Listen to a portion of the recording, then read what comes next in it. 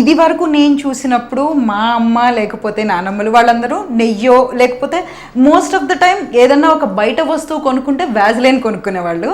So మనకిప్పుడు moisturiser అని అంటే ఏం కొనుక్కోవాలి? మాయిశ్చరైజర్స్లో కూడా చాలా రకాలు ఉన్నాయండి.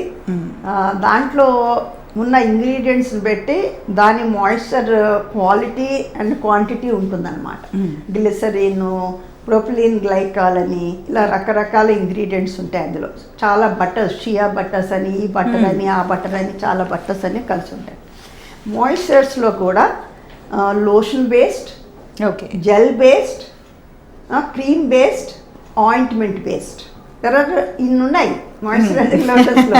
చాలా మందికి తెలియదు ఇది. ఓకే, సో మేము ఇచ్చేటప్పుడు మాయిశ్చరైజర్స్ కూడా ఏ స్కిన్ వాళ్ళకి ఏ టైప్ ఆఫ్ మాయిశ్చరైజర్ ఇవ్వాలో కూడా చాలా ఇంపార్టెంట్ అనమాట.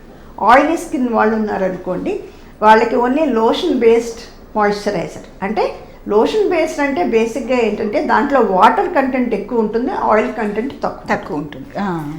సో వేరాజ్ డ్రై స్కిన్ వాళ్ళకి ఆయింట్మెంట్ బేస్డ్, క్రీమ్ బేస్డ్ ఇస్తుంటాం.